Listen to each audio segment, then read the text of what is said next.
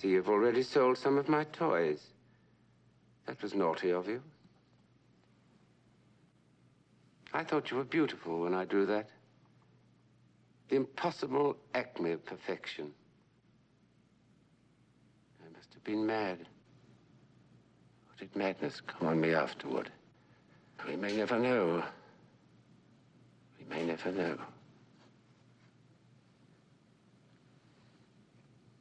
Through too much love of living, through hope and fear set free, we thank with brief thanksgiving whatever gods may be, that no life lives forever, that dead men rise up never, that even the weariest river winds somewhere to the sea. Oh, my famous Borgia ring, containing, so you testified, some rare poison. Nearly tasteless, impossible of detection.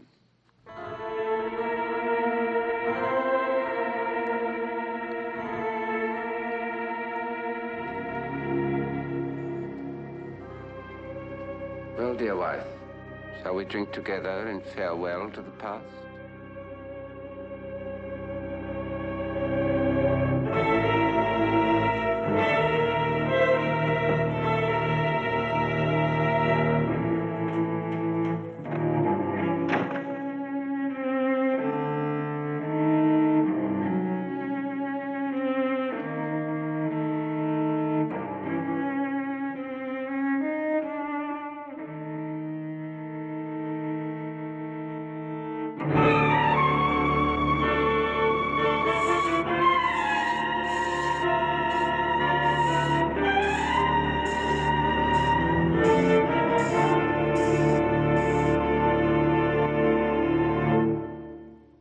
Thomas Edward Griffith, the man who made this lovely picture and then destroyed it, really lived.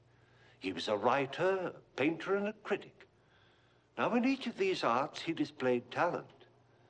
But his real genius lay elsewhere. We have the testimony of Charles Lamb, Charles Dickens, Oscar Wilde, and other famous witnesses. That Griffith was the master of the gentle art of murder. A dabbler in the occult and a connoisseur of the exotic, Griffith was far ahead of the medical men of his time in the lethal science of intoxication. In simpler terms, Griffith was a poisoner. That's the name of our play, The Poisoner. And among those threatened by this sinister gentleman played by Mr. Murray Matheson were his wife, played by Miss Sarah Marshall, her mother, played by Miss Brenda Forbes, her sister, played by Miss Jennifer Ray, and his uncle, played by Mr. Maurice Dalrymple.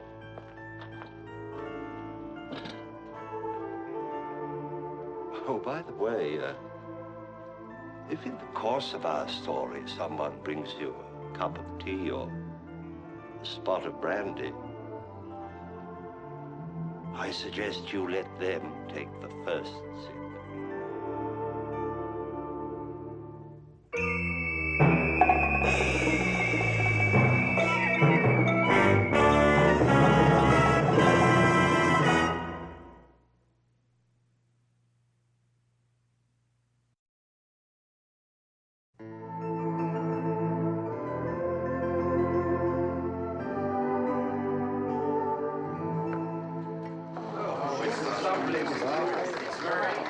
Ladies and gentlemen, may I present my bride? That is, as I see her with my heart. Thank you for disagreeing with those who say that Thomas Edward Griffith lacks only one attribute of genius, and that is talent. I agree with them. Perhaps I hadn't until now. I am a very conceited man. Or rather, I have been until today. Now I feel forced to confess that this portrait does not even begin to do justice to its subject, to that matchless pearl of loveliness without flaw, my wife. Our toast to the perfect pair. May their marriage be perfection. Well, dear wife, shall we drink together to the endless future? Can't get this chair through the door, so narrow. Well, looks as if everyone's here before us.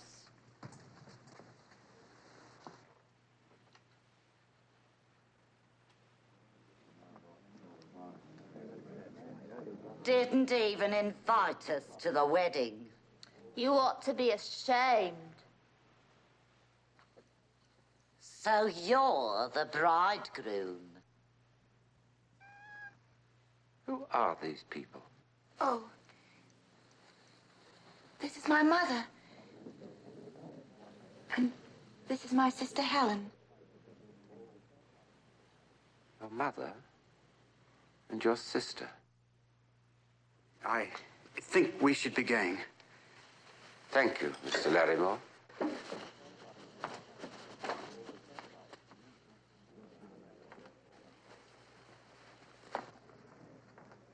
I feel sick at my stomach.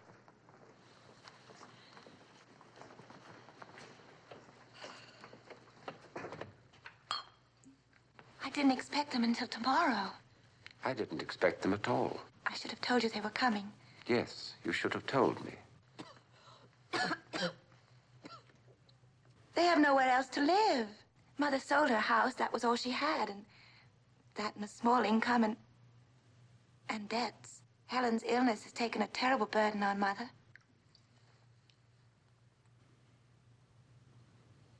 You're not even rich. I never said I was. You only pretended until you caught a husband. Get that animal out of here. It belongs to me. And so do they. Or rather, you belong to them. My perfect bride. Where are you going?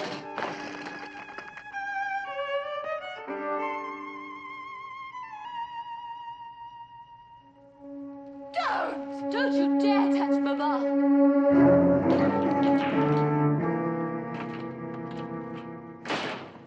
Did you see that? He was going to strike me. His own mother-in-law on his wedding day. What kind of a man did you marry anyhow? I don't know. I don't know. He's a murderer. Helen! He's a murderer. I saw it in his eyes. Oh, I'm going to faint. Take your sister upstairs and put her to bed. Take Hermione, too, so she won't be underfoot. I'll wait for Mr. Thomas Edward Griffith. High and mighty Esquire. What if he doesn't come back? He'll come back. He wouldn't walk out and leave all this. Neither will we. Neither will we.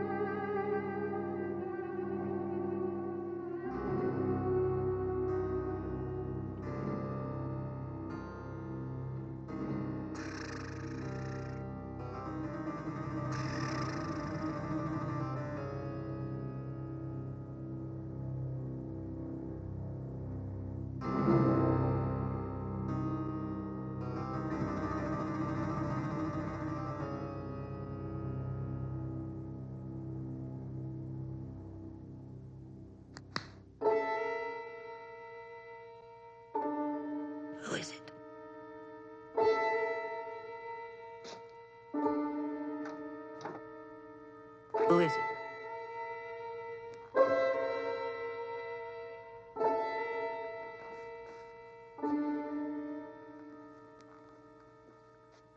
I'm sorry I startled you, Mother. Don't call me Mother. You and your smarmy, palmy talk. I suppose that's how you landed Francis.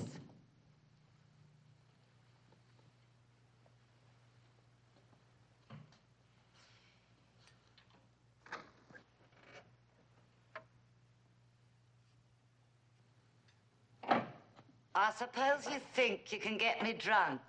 Well, you can't. I only want you to feel at home. Mrs. Abercrombie, I feel that I can be honest with you. It isn't every widowed mother who can provide so well for her orphaned daughters. What do you know about that? I understand you've sold your home. And I intend to keep the money. You won't get your hands on it. Not while I'm alive. I don't expect to. But I think I must tell you that, in spite of appearances and from what you may have heard, I am not wealthy. Not at all. My only income comes from a trust fund left by my father in charge of my uncle, Mr. George Griffith. So you lied to her? I never lie. No lie can possibly be perfect. And as you will learn, I idolize perfection. Talk, talk, talk. Words, words, words. Words are my stock in trade. Here is a book I published. The Academy of Good Taste for Young Gentlemen, or the Infant Connoisseur's Go-Kart. Amusing, full of witty epigrams which are quoted throughout London. But it earned me nothing. The time will come, however, when I can begin to profit from the reputation I am building. You could make life happier for your daughter, Mrs. Abercrombie. For your daughters, by helping me to reach that goal. I wouldn't help you get anywhere. This was my house, and I was master in it until I married. Well, I'm in it now, and I intend to stay as long as I please and to live like I please, or I'll tear your precious reputation down to nothing. Mrs. Abercrombie, Don't try any of your tricks with me. I'm sorry, Mrs. Abercrombie. I had hoped against hope. Well, you can just quit hoping. I have. Are you sure you want that? You just try to take it away from me. I won't.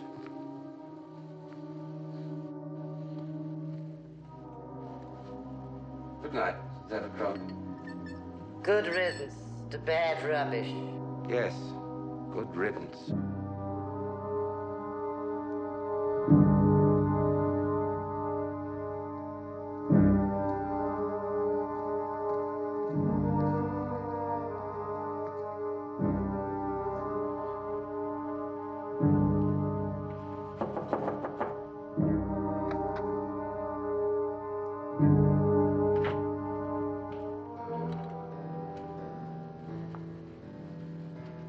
I should have told you about Mother and Helen. The moving finger writes, and having writ moves on. Nor all your piety nor wit can change or alter one half line of it. Does that mean it's all right? Everything will be all right soon.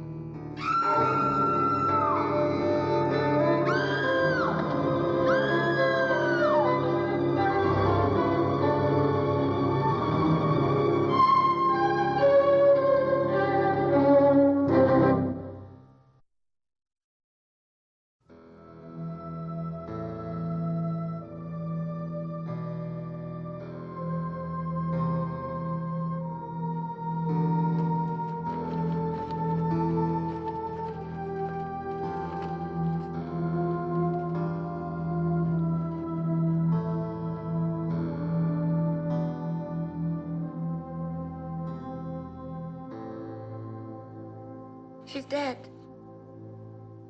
My mother is dead. She was perfectly well. We never know. One moment health, the next oblivion. As Leonardo said, the moment we are born, we begin to die.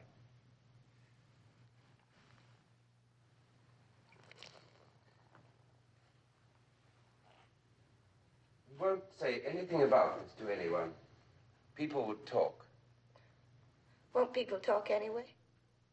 afraid so. Then they'll forget. As you must forget, my dear. Be thankful she died without suffering. How do you know she didn't suffer? He knows because he killed her. I saw him do it. Murderer. I was with you when she died. He murdered her. He murdered Mama. Oh, Helen, be still! Helen, be still! He's a murderer.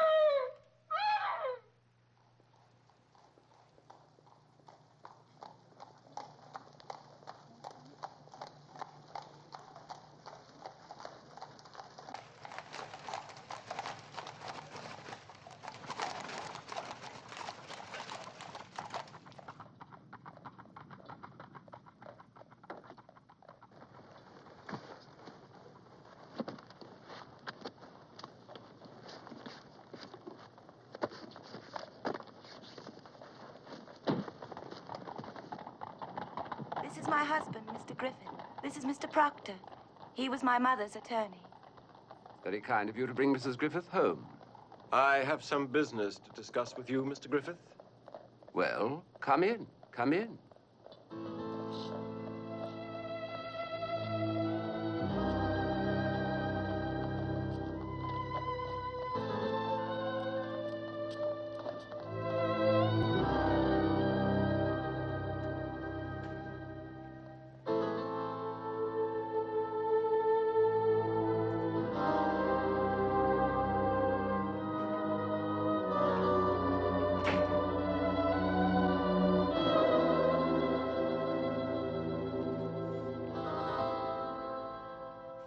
Quite a good likeness. A poor thing, but mine own.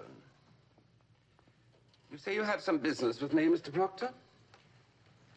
As Mrs. Abercrombie's executor and Miss Abercrombie's legal representative, yes. Does Miss Abercrombie need a legal representative? Her mother thought so. Tell him.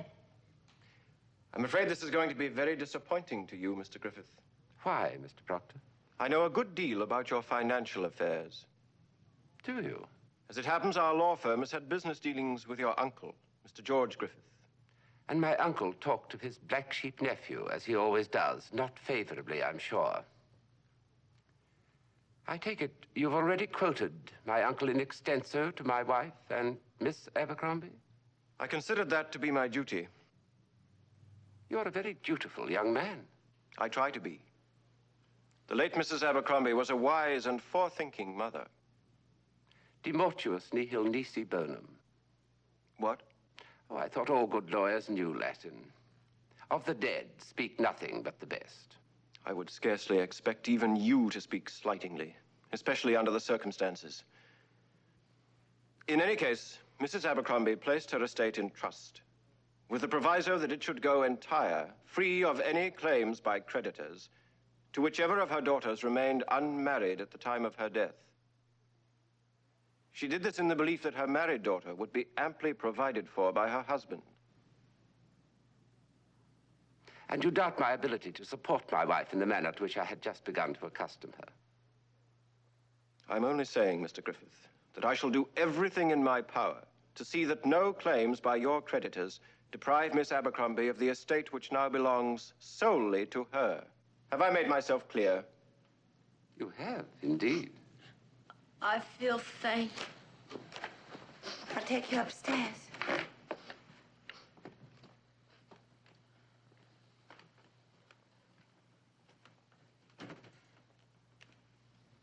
I didn't know. I really didn't know.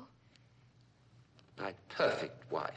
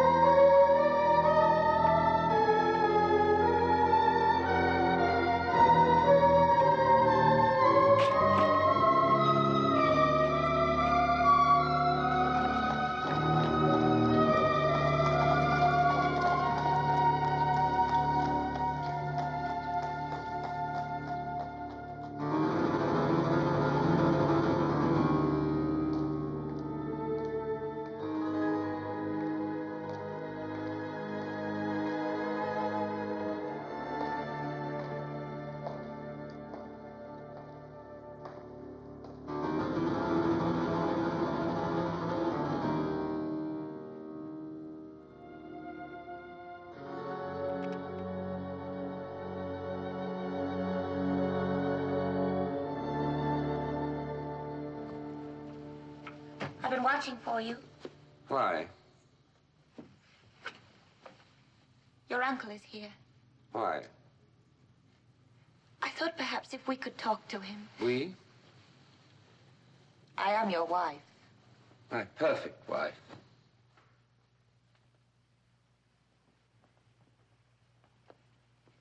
Mr. Stevens, the moneylender, was here about the notes you signed. 3 tradesmen came together. They refused to deliver any more bread, coal, or meat unless you pay something on account. They heard about my mother's death. They thought perhaps you were her heir. That is, that my wife brought me a fortune. Of course, you told them the truth. No. I asked them to be patient. Then I sent your uncle a note. That was kind of you. I asked him to come here to visit us. I had no idea he'd come immediately. My uncle wouldn't miss an opportunity to see me crawl, kneel, plead, employ him to cost me a crumb, feed his fat conceit by begging for what belongs to me. Where is he? I gave him my mother's room. Oh, so the stage is set. Now you expect me to go up to him and whimper, please, so that he can rant and rave, avenging your mother by humiliating me. Does my mother need avenging? Your charming sister thinks so.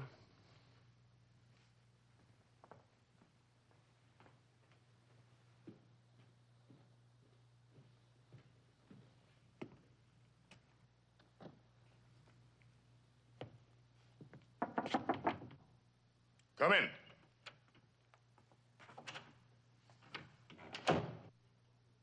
So you finally decided to come home, eh? Well, Uncle George, I didn't expect to find you here as my guest. What did you expect? Creditors on your doorstep, bailiffs in your drawing room? As you know, that would be nothing new. However, the present situation is quite different from the past. You mean it's worse? Why did she marry you? She thought I was rich. I thought she was rich. We were both mistaken. So you added another pretty piece to your collection that you can't afford to pay for. Uncle George, you hold £5,200 that actually belongs to me. You have only to sign a piece of paper, and there'll be no more creditors howling at my doorstep. I shall be able to work, think, and write, as I cannot do now. When you forged my signature, that was a sample of your writing ability, I assume? I'm on to you, and I won't stand for any more of it. How much is that thing worth? More than you could possibly understand. Then get someone to buy it.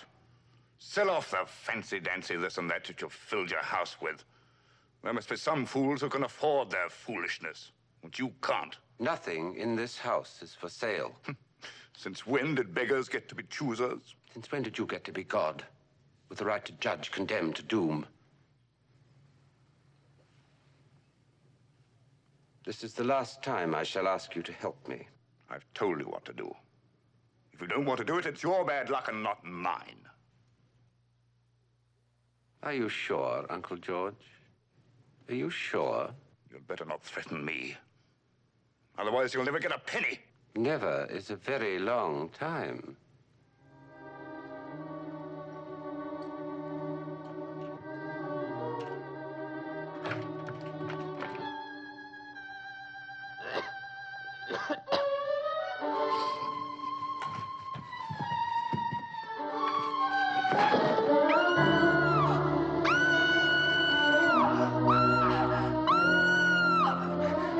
He killed him. They quarreled. I earned them. He killed his uncle the way he killed Mama. Murderer! Murderer! Murderer!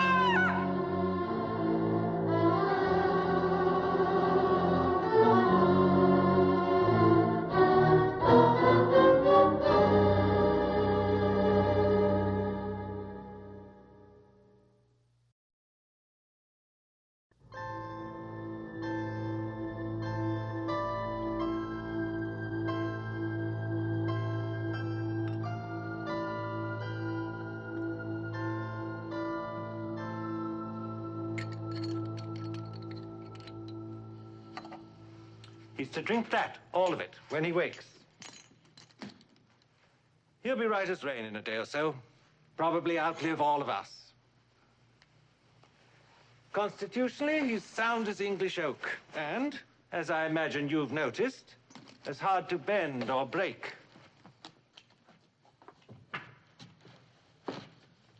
He's going to die, isn't he? Isn't he? No, dear. Just a little trouble with his heart. I'm sorry to disappoint you, Helen. Good night, Doctor. Thank you. Quite all right, Mrs. Griffith. Happy to be of service. I'll show you out, Doctor. Make sure your uncle takes his medicine. Better add a few drops of brandy to disguise the taste. Anything you say, Doctor. He's the one that's disappointed. Did you see him? He tried to murder his uncle. I know he did. I don't care what that doctor said. He tried to murder his uncle.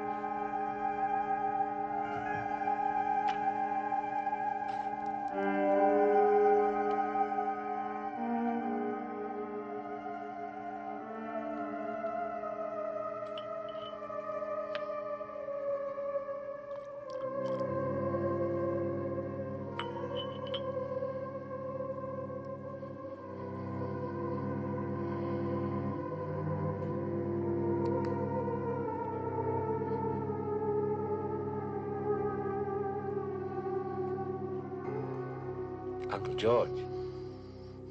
Uncle George, wake up. It's all right, Uncle George. The doctor's been here. He mixed this for you. It's mostly brandy.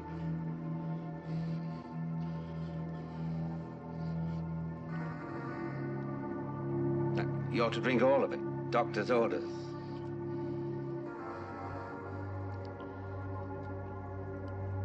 More.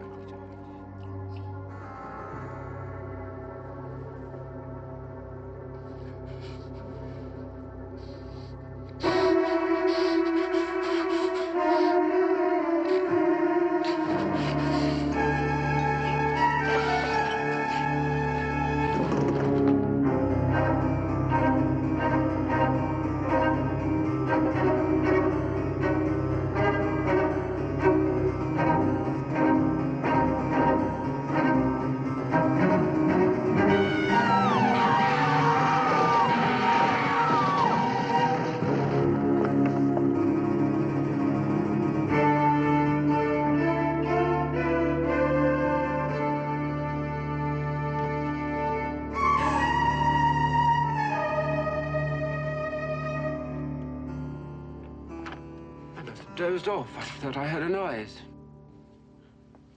Wait!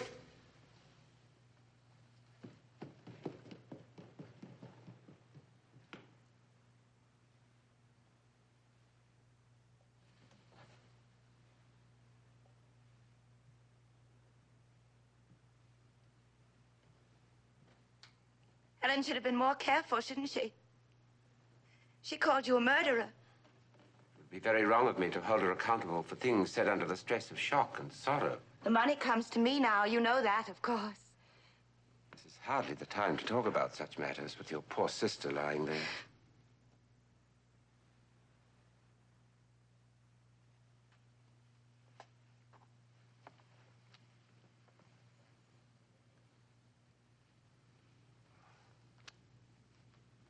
I believe you heard the doctor tell me to add brandy to his medicine to disguise its taste.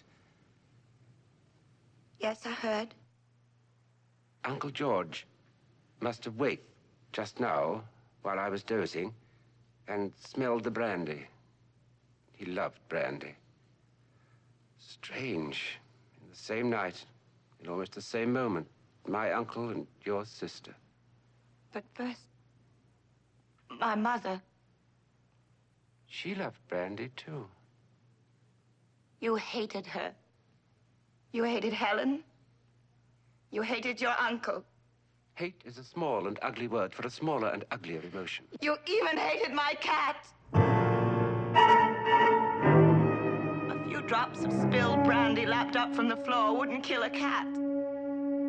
Any more than brandy killed my mother. Or him. There was more than brandy in that glass, wasn't there? And more than medicine, wasn't there? Wasn't there? Murderer. You poisoner!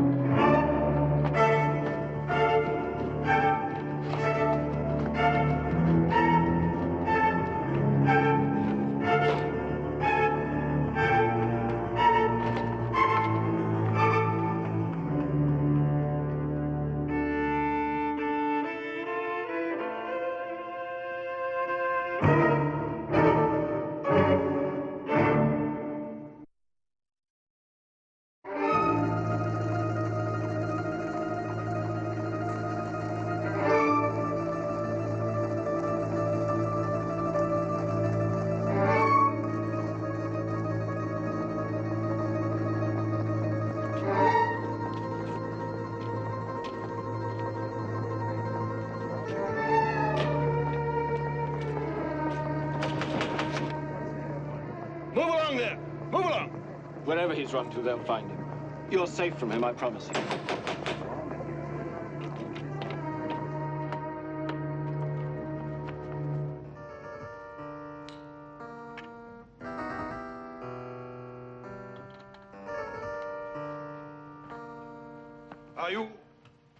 Are you Mr. Griffith? I am Thomas Edward Griffith. I am here to arrest you, Mr. Griffith. And I must warn you, sir, that anything you may say may be used in evidence against you. The charge, I presume, is murder? Mr. Justin, I point out to you that he is the first to mention murder. Thus proving to Mr. Proctor's satisfaction that a guilty conscience doth betray me. Your name is Mustin? Justin. Oh. Of the Bowbells Flying Squadron. Well, you hardly flew coming here. In fact, you kept me waiting. I sent my dear wife to fetch you hours ago. That's not true. Now, why do you suppose did I do that? She is no longer answerable to you. I believe she is still my wife, and that under English law, a wife cannot take the witness stand against her husband. There's also the fact, Mr. Proctor, that choice of an advisor and protector for my wife rests entirely with me. And I'm afraid you're not exactly the Galahad sans peur et sans reproche I'd choose to guard my loving, loyal wife.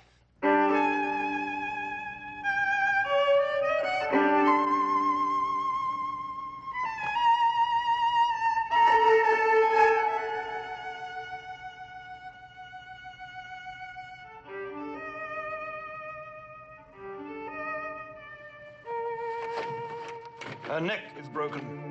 Mr. Proctor was her protector. You can see why I lack faith in him. Come along, sir. My business with Mr. Justin's employers will soon be settled, and then nothing will stand between us, my dear. Nothing. Carry those carefully, please. Good day, Mr. Proctor. Au revoir, my dear.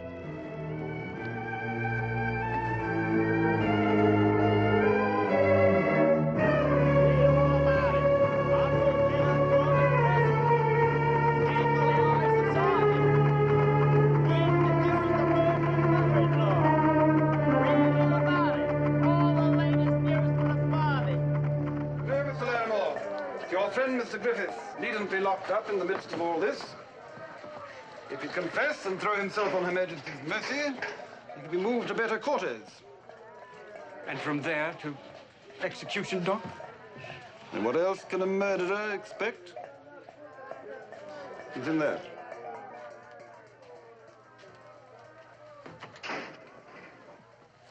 Well, Mr. Larimore?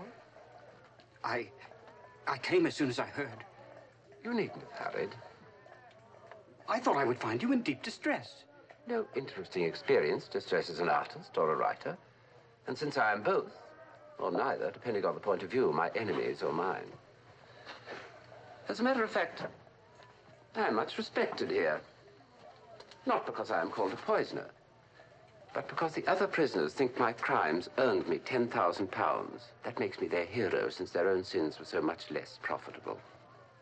I came hoping you might let me help. In hanging me or saving me? I don't know what can save you. They say you've even threatened to kill your wife.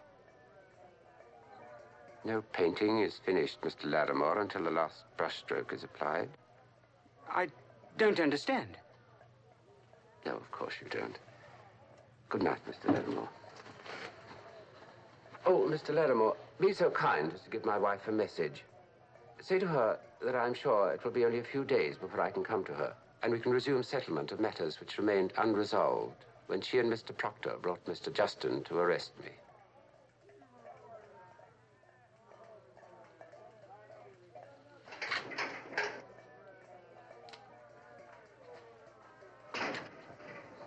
I'm still laughing, Mr. Justin. This man is a murderer. He doesn't even trouble to deny his own guilt.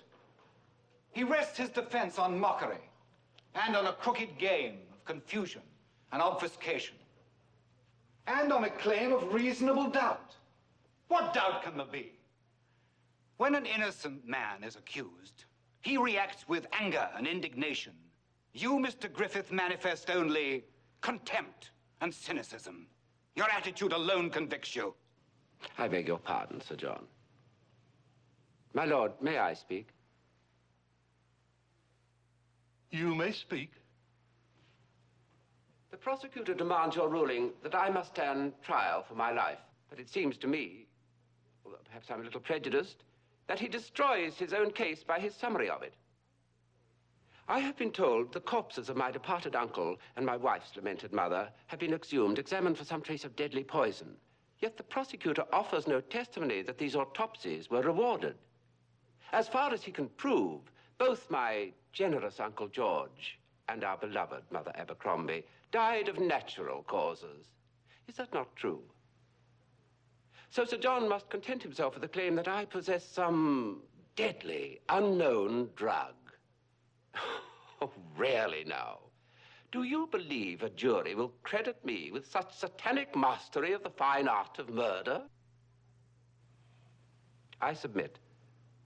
The record shows me as arch-defender of the true and the beautiful.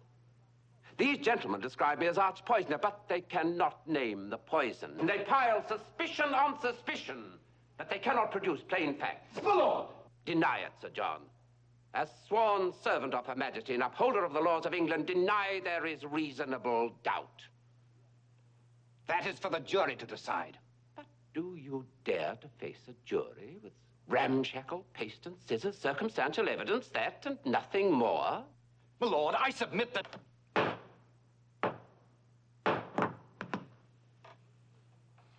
The prisoner is remanded in custody pending further disposition of the issue here before us.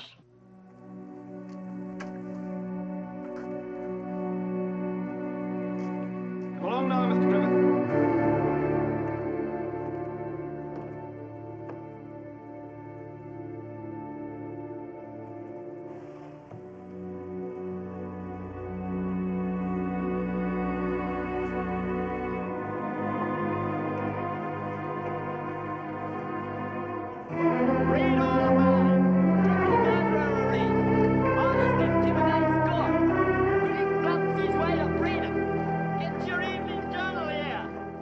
You think, Mr. Griffith, that you've won a great victory over English law.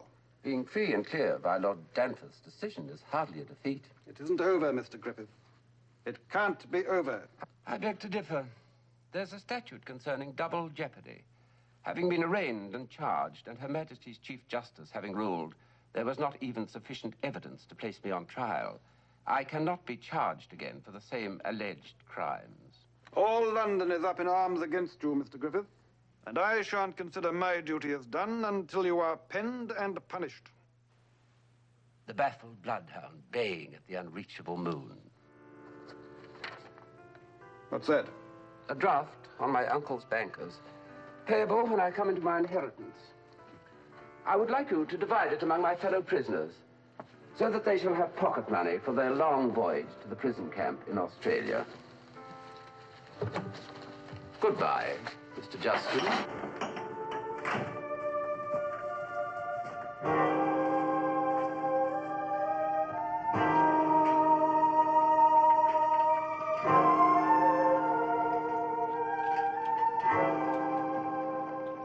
Mr. Griffith!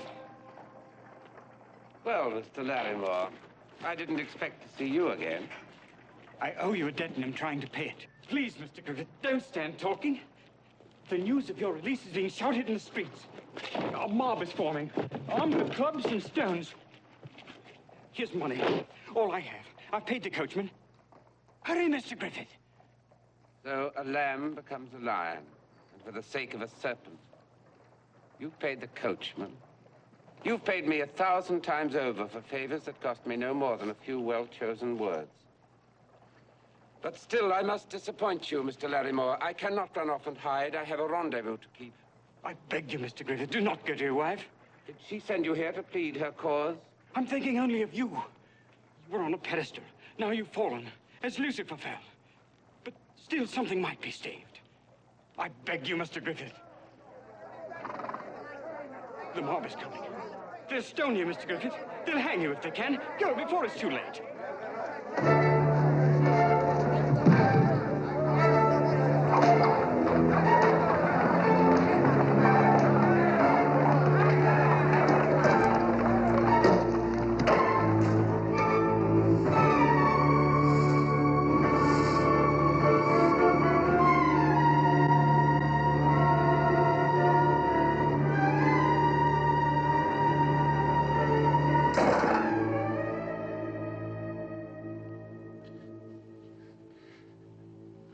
Much of living through joys.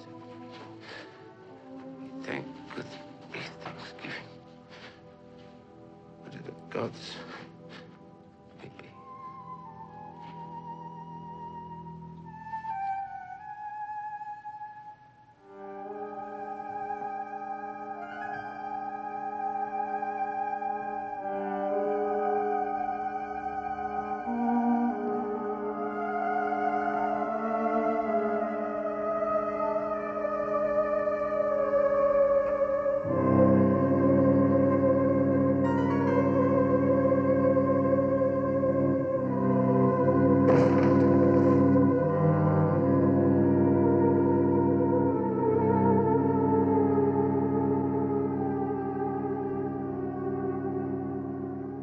Very rude to refuse to drink a farewell toast with me, my dear.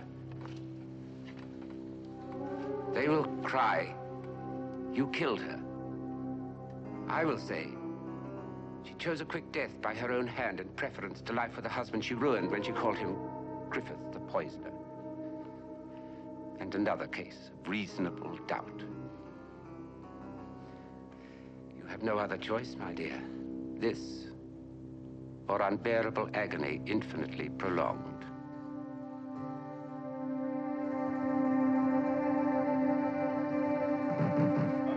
I'm here! I'm here in the bedroom! In here, please, quickly!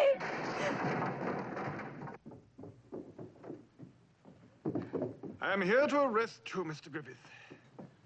There can be no charge against me now. Oh, you're quite wrong, Mr. Griffith. In October 1828, you completed a certain financial transaction. Monies were held for you in trust to the order of Mr. George Griffith. That's past history and buried with my uncle. No, Mr. Griffith. I have here a bank draft, which bears your uncle's signature, and which you presented for payment. Your uncle did not sign this, Mr. Griffith. It has been compared with his true signature and yours on the draft you gave me in Newgate. You forged this draft, Mr. Griffith. I robbed no one. The money was mine. If that is, I anticipated time a little. You confess to forgery in the presence of these witnesses? Well, no matter if I do, I'm not under oath or on trial. But you will be, Mr. Griffith. You will be. And the penalty for uttering false paper under the law at which Mr. Griffith has laughed until this moment is transportation to Australia as a prisoner at hard labor in the penal colonies for life, with no possibility of parole. Of course, it's not the same thing as hanging at execution dock for murder, but for such a perfectionist as Mr. Griffith, it may be worse. It may be worse.